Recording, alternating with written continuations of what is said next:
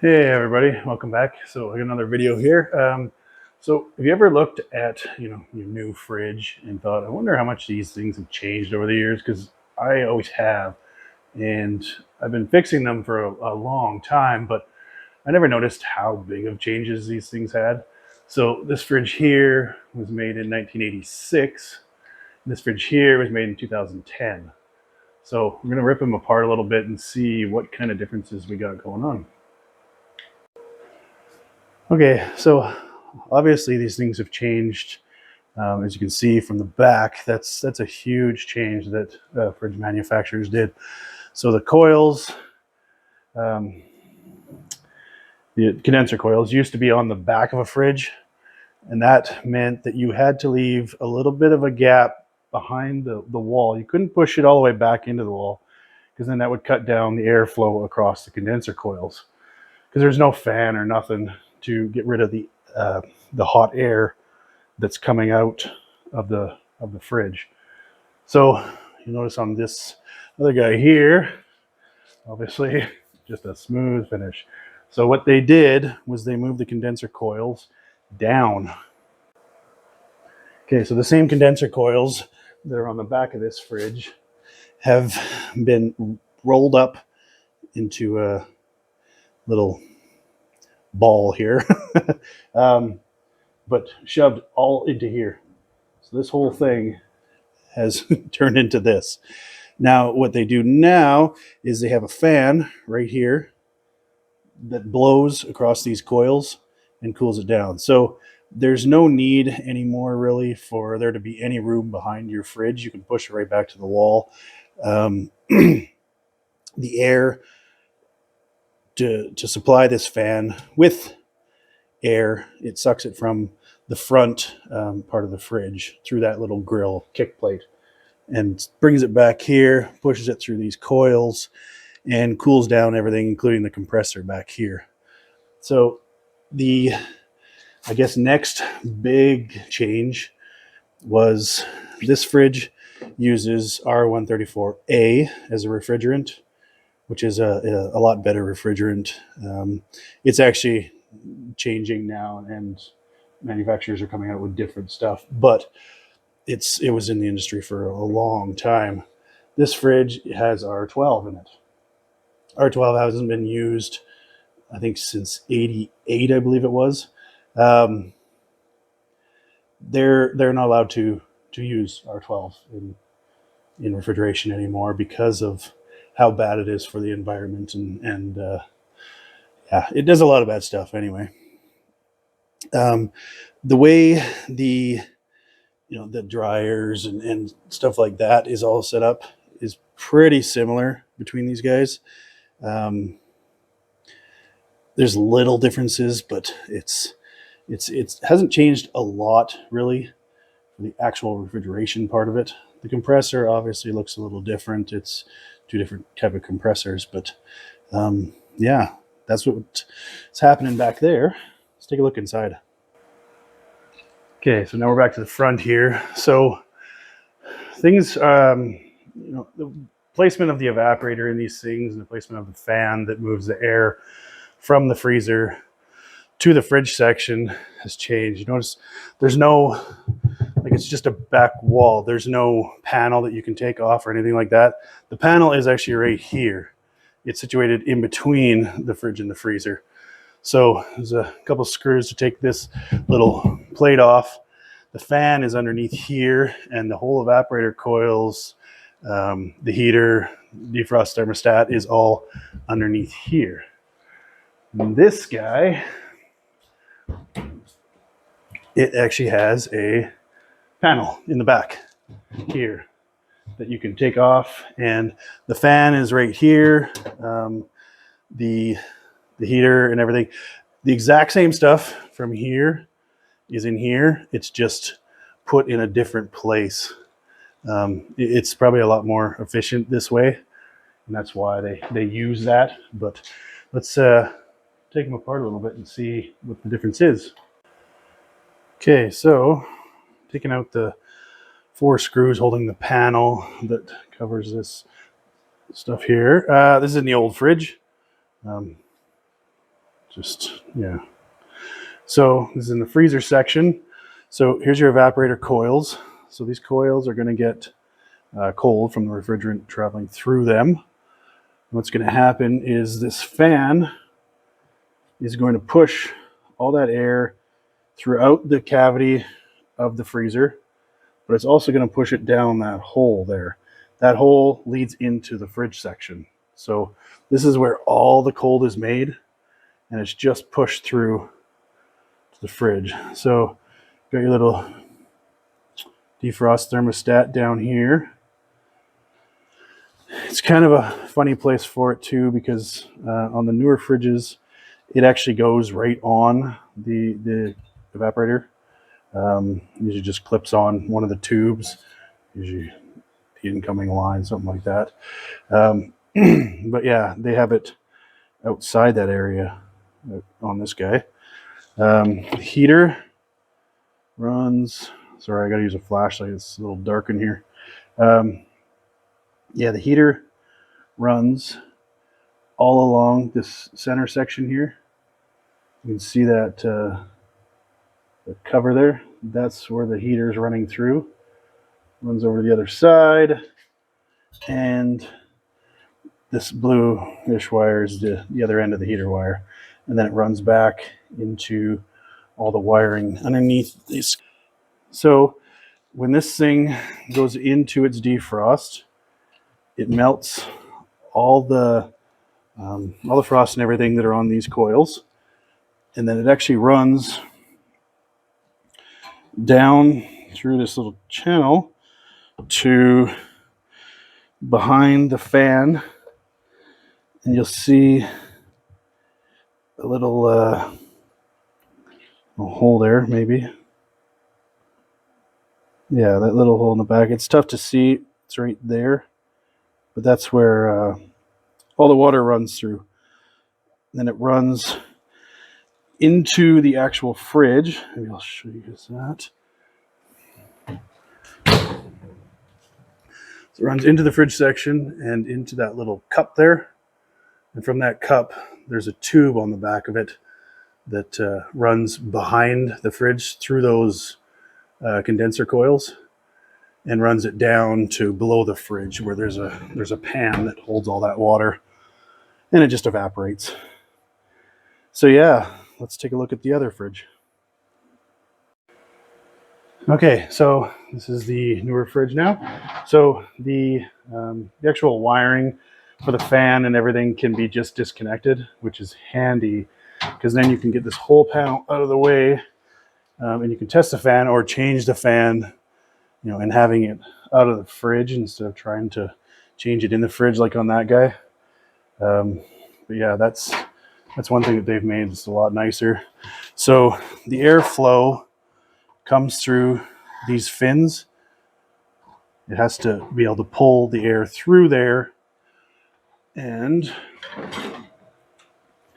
up through these coils, which is the exact same coil system that's in there, just a different spot, like I said. So it draws the air in through the bottom here, comes up through these coils that are going to be all frosted up, and the fan that sits right here is going to push that air into this cavity and down through this hole right here into the fridge section. So that's the way they do it, a little bit differently here. So this is the heater right here. It runs along the bottom of this guy. Fins are a little bent up, but that's one thing you notice right away is the coils and stuff. The tubes themselves on the older fridge were a lot bigger size, and it just looked a lot bulkier, like it was a lot stronger of a system. The defrost thermostat's right here. Like I said, it's usually just sitting on the incoming coil to the evaporator, and defrost heater comes up to here, and that's all that's really in this fridge. Yeah, there's not a heck of a lot. Another thing I kind of wanted to show you is this control here. Kind kind of misleading, I guess. So I'm going to pop this off and just show you what I'm talking about here, because a lot of people change that in their fridge expecting, you know, big changes or something, but it's not really going to do much. So this is that front of that.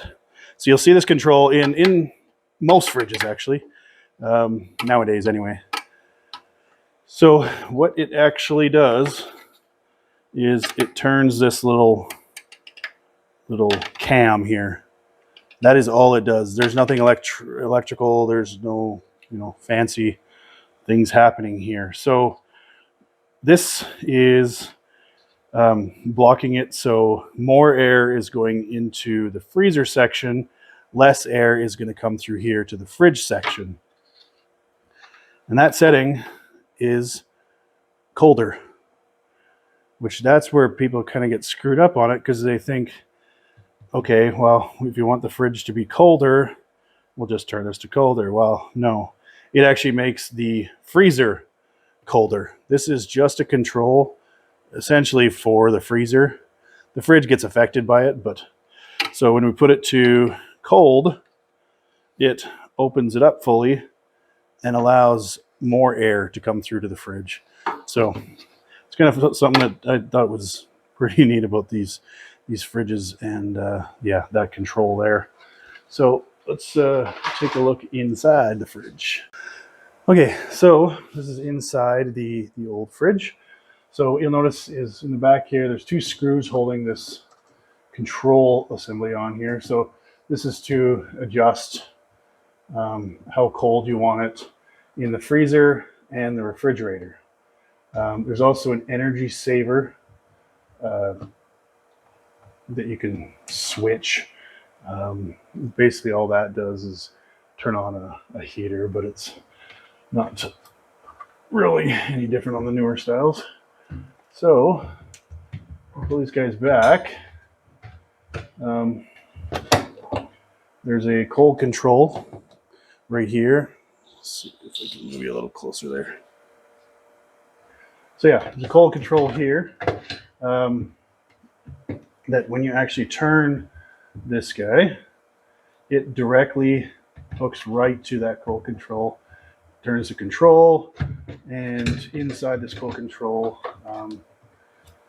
it will adjust the temperature. So that's got a little bulb that runs along here, and stops right there. That's the end of it. This is the whole bulb that senses how cold it is. So the air will come through this hole a little bit, and that's where it'll sense that temperature. Like I said, the defrost drain right there. The bulb is up in the back here, but you can just tell everything is a lot sturdier in these fridges. Like I would sit on these racks and I think they would be fine. So yeah, that's big differences, I think. There's also one other feature that I want to show you guys. That's over here. So yes, you're reading that right. It says butter conditioner. So you flip this open and you got three settings: min, medium, and max. So you put your butter in here and it'll change basically how cold it's getting inside this section as to how hard you wanted your butter to be. All right, so here we are on the newer fridge. So there's a couple of screws that hold this little piece here to the roof of the fridge. So once again, there's a wiring connector right here, which makes everything so much easier. Back here, that is the tube that the drain runs through. So there's actually a little piece here where the water's collected, runs through this little tube, down through that hole. So essentially, basically the same kind of thing as the other guy, but a little bit different style. So the cold control on this guy is right here. A lot of the, like this is just a plain Jane kind of fridge, so it'll have stuff like this. The boards and stuff like that have replaced these items. So you don't see these much anymore. Even timers, you don't see much anymore. It's all been replaced by boards. So yeah, cold control, controlled like that. The bulb runs all the way back here where the air comes through right here from the freezer. So it senses that temperature and controls the temperature inside the fridge that way. This timer this guy works on an 8-hour cycle. So every 8 hours, it will put it into a defrost cycle, whether it needs it or not. It also has the defrost thermostat that can force it to advance. But yeah, big differences. If you'll notice with the shelving, everything is glass and plastic. It's even the drawers in the door here. It's all plastic. So of course, not the strongest stuff. It's not like the old metal stuff that's in that other fridge. Okay, so on this fridge here, you could actually do a door swing on it. So if you didn't want the handles on this side, you wanted the handles on this side, and you wanted the fridge to open up the other way, you can switch the sides of these and have the door open the other way just by moving the hinges over the other side. These older fridges, you could not do that. Those handles are where they are. You buy it like this, and you make your house conform around it. It's pretty much how they did it. There's obviously aesthetically they're different. This guy's got a little more trim and stuff like that. Some of the newer fridges do have that kind of stuff too. The more expensive fridges tend to have that, but everything looks kind of plain Jane, sort of boring a little bit, I guess, on these fridges. And this is 2010, so that's 13 years ago right now. So it's actually almost old itself. But yeah, those are the differences that I found right off the bat with old fridges and new fridges. All right, so thanks for watching, guys. I hope you like this video. I was actually pretty excited to make this video when I got this fridge. I love the blast from the past kind of stuff where you never really realize how things are when you're in that time frame, but move to another period of time and you see the differences that they actually made.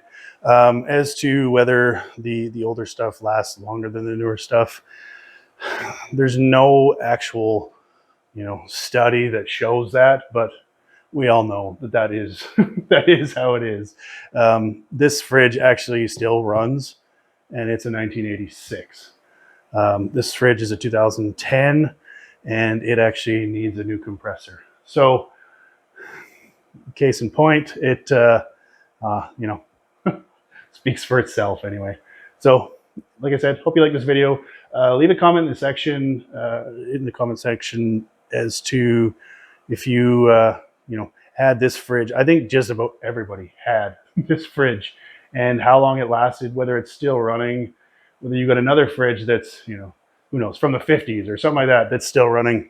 Leave a comment. I just want to see what's out there. Okay, thanks for watching, guys. It's Greg from the garage.